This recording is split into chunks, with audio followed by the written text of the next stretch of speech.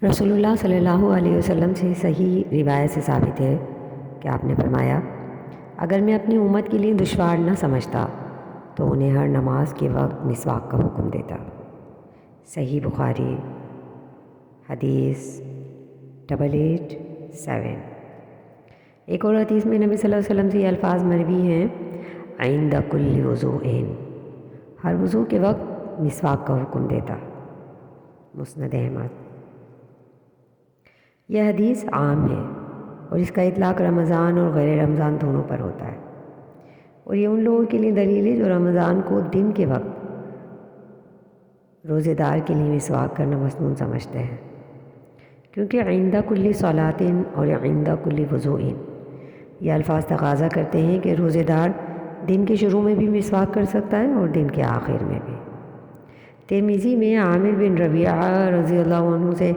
صحیح حدیث منقول ہے، فرماتے ہیں کہ میں نے رسول اللہ صلی اللہ علیہ وسلم کو بے شمار دفعہ دیکھا کہ آپ صلی اللہ علیہ وسلم مسواک کرتے ہیں، اس حال میں کہ آپ روزے دار ہیں۔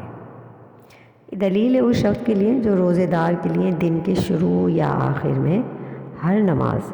یا ہر وضو کے وقت مسواک کرنے کو مستحب سمجھتے ہیں۔ اور ابن ماجہ کی وہ حدیث جس میں نبی صلی اللہ علیہ وسلم نے روزے دار کو دن کے شروع میں مسواک کرنے کی اجازت دی اور دن کے آخر میں منع کیا اور یہ فرمایا کہ یجتنب الصائم فی آخر النہار، روزے دار دن کے آخر میں اس سے اجتناب کرے، تو یہ حدیث صحیح نہیں ہے اور نہ ہی یہ رسول اللہ صلی اللہ علیہ وسلم سے ثابت ہے۔ بعض اہل علم کی یہ رائے ہے کہ روزے دار دن کے شروع میں مسواک کر سکتا ہے اور دن کے آخر میں مسواک نہ کرے، اور وہ اس کا سبب یہ بیان کرتے ہیں کہ روزے دار کے منہ کی بو اللہ کے ہاں کستوری کی خوشبو سے بہتر ہے، وہ مسواک سے زائل ہو جاتی ہے۔ یہ سبب قابل غور ہے کیونکہ اس بو کا تعلق معدے سے ہوتا ہے، نہ کہ اس کا تعلق منہ سے ہے۔ بو کو زائل کرنے یا باقی رکھنے میں مسواک کا کوئی عمل دخل نہیں ہوتا۔ اللہ تعالیٰ خود بھی طیب ہے